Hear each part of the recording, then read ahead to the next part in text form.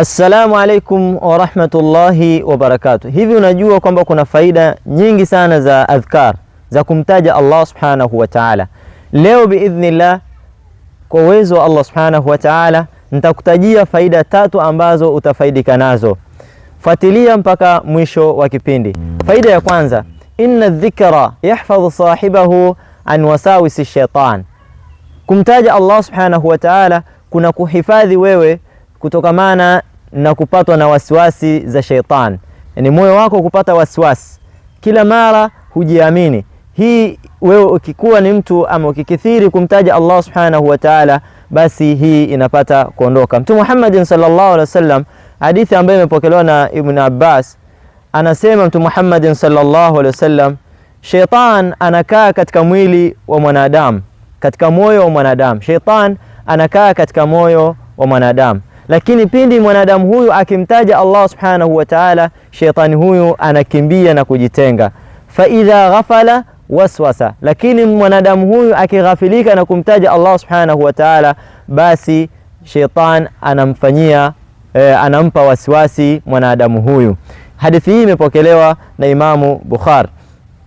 Lakini faida ya pili ambayo pia ni faida ya adhkar, inna dhikra yutahhiru alqalb min alahzan. Kumtaja Allah subhanahu wa ta'ala kunataharisha moyo wako kutokamana na huzuni, wal amradhu ruhiyya, lakini na maradhi ya kiroho. Watadhharu atharu hadha at-tathhir, na athari hizi za kukutoharisha wewe au za kutoharika moyo wako huwa zinaonekana katika mwili wako, ala badani al-insan wa a'dha'ihi, zinadhihirika katika mwili wa mwanadamu na viungo vyake na jawarihihi, na viungo vyake vyote. Kwa maana raha ambayo inapatikana katika moyo inaonekana mpaka usoni mwa mwanadamu.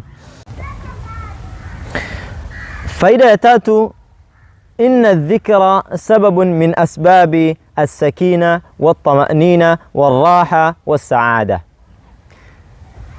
Kumtaja Allah subhanahu wa ta'ala ni sababu ya wewe kupata utulivu na ni sababu ya wewe kupata sakina, utulivu na amani na raha, lakini pia kupata saada ambayo ni furaha fil hayati, katika maisha. Maana wewe unapata furaha katika maisha. Ni watu wengi sana wanatafuta furaha zao katika maisha